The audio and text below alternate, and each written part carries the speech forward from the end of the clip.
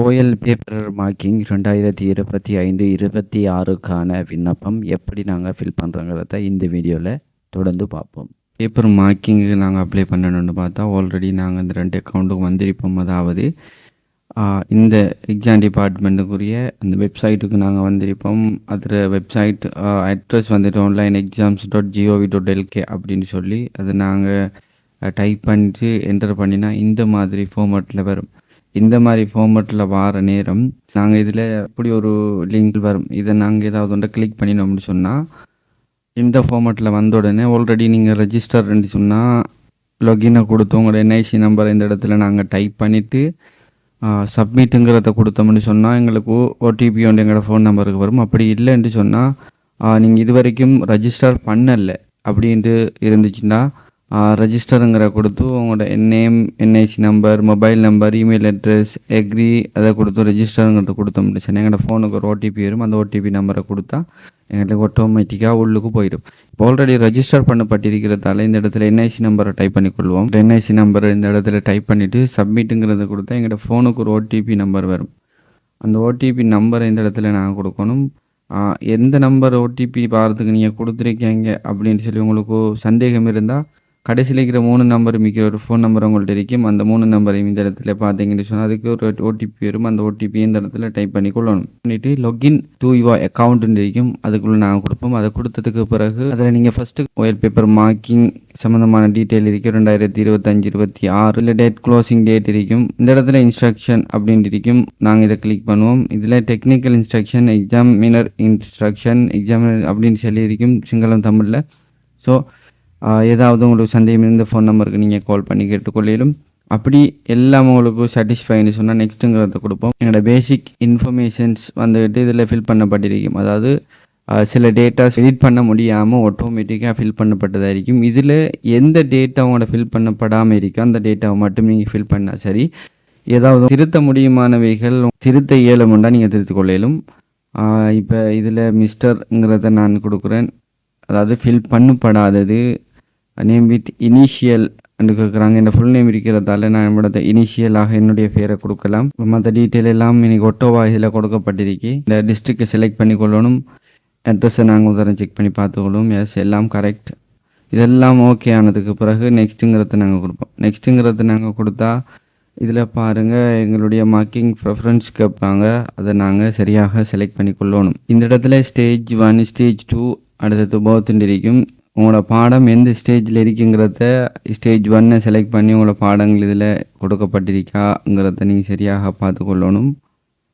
அதில் இருந்தால் நீங்கள் செலக்ட் பண்ணிக்கொள்ளணும். அப்படி இல்லைன்னு சொன்னால் நீங்கள் ஸ்டேஜ் 2 செலக்ட் பண்ணிவிட்டு அதில் உங்களோட பாடங்கள் இருக்காங்கிறத நீங்கள் செலக்ட் பண்ணி கொள்ளணும்.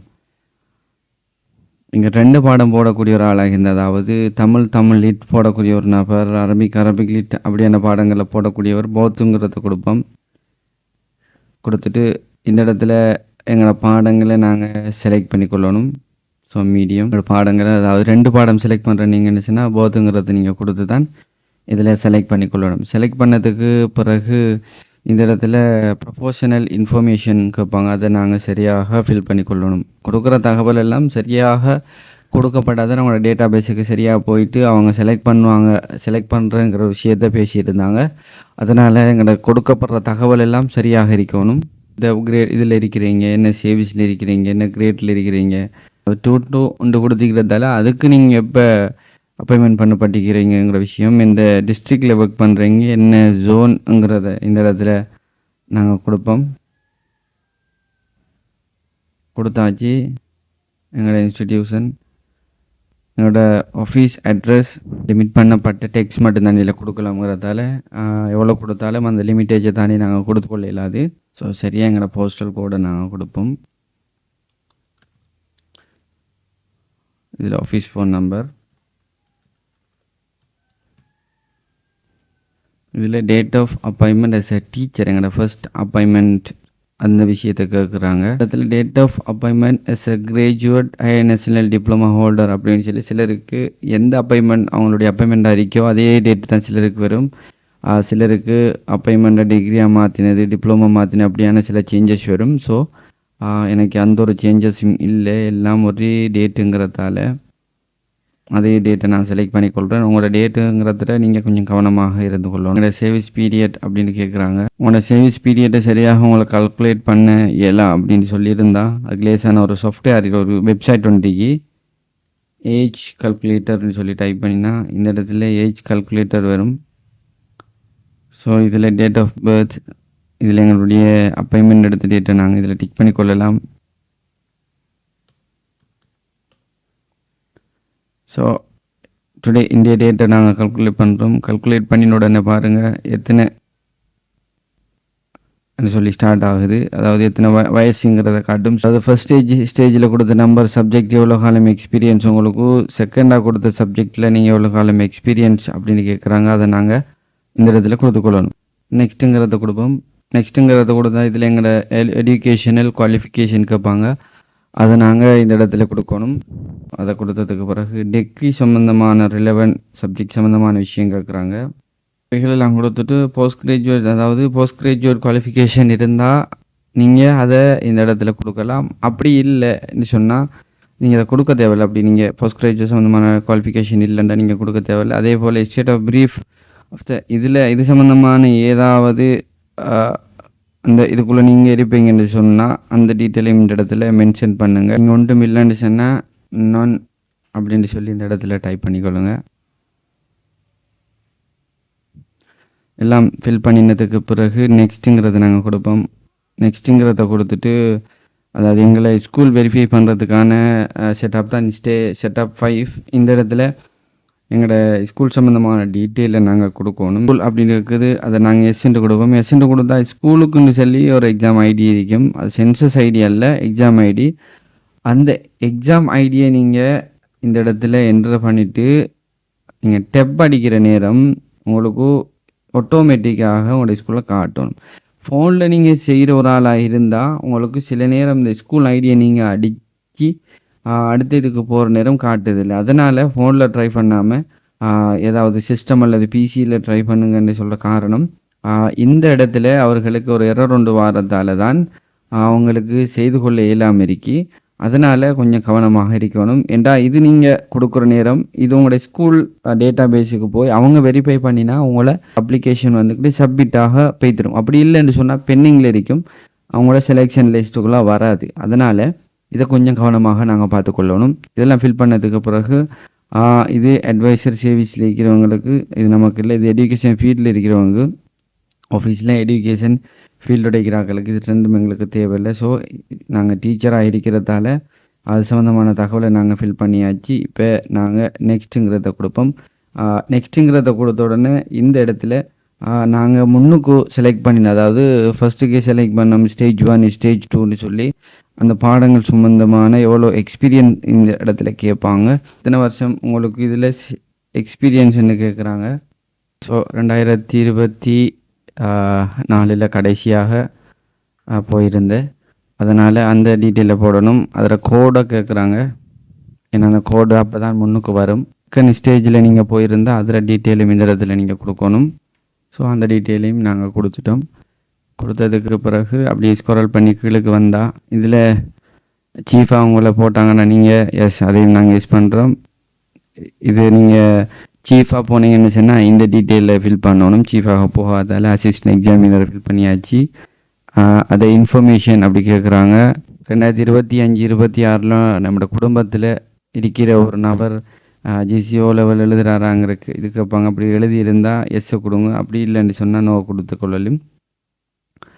அடுத்தது ஏதாவது டிசிப்ளினரி எக்ஸாம், அதாவது எக்ஷன் எடுக்கப்பட்டிருக்கா, என்கொயரி அதுகள் ஒன்றும் இல்லை. அவங்களோட டியூட்டி சம்மந்தமான பிரச்சனைகளை இந்த நீங்கள் விளக்கப்பட்டிருக்கிறீங்களுக்கும் அதுவும் இல்லை. ஸோ எல்லாம் ஃபில் பண்ணியாச்சு. ஃபில் பண்ணதுக்கு பிறகு நெக்ஸ்ட்டுங்கிறத நாங்கள் கொடுத்தா எங்களோட கடைசி ஸ்டெப்புக்கு வந்துடும். இந்த இடத்துல சப்மிட்டுங்கிற ஆப்ஷனை நாங்கள் கொடுத்தோம்னு சொன்னால், அதாவது சப்மிட்டை கிளிக் பண்ணினா எங்களோட அப்ளிகேஷன் வந்துட்டு ஒரு கன்ஃபார்ம், அதாவது சக்ஸஸ்ஃபுல்லாக அப்ளை பண்ணப்பட்டுரும். இந்த இடத்துல தான் பாருங்கள் pending verification by the principal அப்படின்னு சொல்லி ஒரு மெசேஜ் ஒன்று வருது. நான் சொன்ன மாதிரி எங்களுடைய ஸ்கூலை சரியாக நாங்கள் கொடுத்து சப்மிட் பண்ணுற நேரம் எங்களுடைய ஸ்கூல் டேட்டா பேஸுக்கு ஒரு ரெக்வஸ்ட் ஒன்று போகும். எந்த மாதிரி ரெக்வஸ்ட்னு சொன்னால் OL application, OL paper marking இவர் அப்ளை பண்ணியிருக்கிறாரு. இவர் சம்மந்தமான 5 விதமான கேள்விகளை கேட்பாங்க. அந்த கேள்விகளை சரியாக நாங்கள் ஆன்சர் பண்ணதுக்கு பிறகு சப்மிட் பண்ணினா இந்த இடத்துல pending verification by the principal அப்படிங்கிறது அப்ரூவ்ட் அப்படின்னு சொல்லி ஒரு மெசேஜில் எங்களுக்கு வந்துட்டுன்னு சொன்னால் எங்களோட அப்ளிகேஷன் வந்துட்டு சக்ஸஸ்ஃபுல்லாக இந்த இடத்துல ஃபில் பண்ணப்படுறோம். இதை நாங்கள் எல்லாம் ஃபில் பண்ணினதுக்கு பிறகு இந்த டவுன்லோட் எக்ஸாமினர் அப்ளிகேஷனுங்கிறத டவுன்லோட் பண்ணிக்கொள்ளும். நீங்கள் ஃபோனில் செய்கிற ஒரு நபராக இருந்தால் இந்த டவுன்லோட் எக்ஸாமினர் அப்ளிகேஷன் உங்களுக்கு காட்ட மாட்டா. அதை நாங்கள் எப்படி செய்கிறோங்கிறத பார்ப்போம். உங்களோட ஃபோனில் ஓப்பன் பண்ணுங்களா இந்த மாதிரி ஃபார்மெட்டில் தரும். வர நேரம் நீங்கள் இந்த இடத்துல என்ஐசி நம்பரை டைப் பண்ணிவிட்டு அதுக்கு ஓடிபி நம்பர் வரும், ஃபோன் நம்பருக்கு. அந்த ஓடிபியும் இந்த இடத்துல நீங்கள் என்ட்ரு பண்ணி லொகின் கொடுத்தீங்கன்னு சொன்னால் இந்த மாதிரி ஃபார்மெட்டில் தான் உங்களுக்கு வரப்போகுது.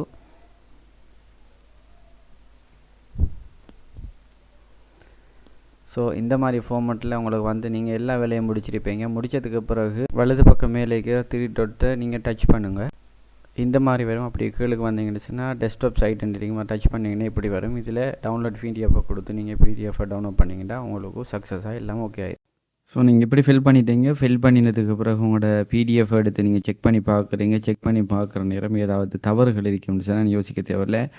ரீசெட் த எக்ஸாம் அப்ளிகேஷனுங்கிறத நாங்கள் கொடுத்தோம்னு சொன்னால் எங்களுக்கு ரீசெட் ஆகி ஃபஸ்ட்டுக்கு இருந்த எங்கள் அப்ளிகேஷன் வரும். நீங்கள் விட்ட தவறை சரியாக கொடுத்து அந்த அப்ளிகேஷனை நீங்கள் சரியான முறையில் ஃபில் பண்ணினா போதும். இதுக்கு பிறகு இந்த டவுன்லோட் எக்ஸாமினர் அப்ளிகேஷனை நாங்கள் டவுன்லோட் பண்ணி ஃபில் பண்ண வேண்டிய எல்லா தகவல்களையும் நாங்கள் சரியாக ஃபில் பண்ணி டபுள் ஃபில் பண்ணணும். ஸ்டேஜ் 1க்குரிய அந்த பாடம் சம்மந்தமான டீட்டெயில், ஸ்டேஜ் 2க்குரிய பாடம் சம்மந்தமான டீட்டெயில், அதுக்கு பிறகு உரிய இடத்துல நாங்கள் சிக்னேச்சர் எடுத்துக்கொள்ளணும். இந்த ஃபார்மை நாங்கள் கட்டாயம் நிரப்பி சப்மிட் பண்ணி அப்ளை பண்ண வேண்டிய ஒரு தேவை இருக்குது. இதுதான் எங்களுடைய பேப்பர் மார்க்கிங் அப்ளிகேஷனை நாங்கள் சரியான முறையில் ஃபில் பண்ணிக்கொள்ளலாம்ங்கிற ஒரு வீடியோ. ஸோ இந்த வீடியோ ஃபைனலாக எனக்கு பிடிச்சிருந்தால் லைக் பண்ணுங்கள். எது சொன்னீங்கன்னா கீழே கமெண்ட் பண்ணுங்கள். இது போன்ற இன்னும் பல வீடியோக்களை பிடிச்சாலும் சப்ஸ்கிரைப் பண்ணுங்கள். நன்றி.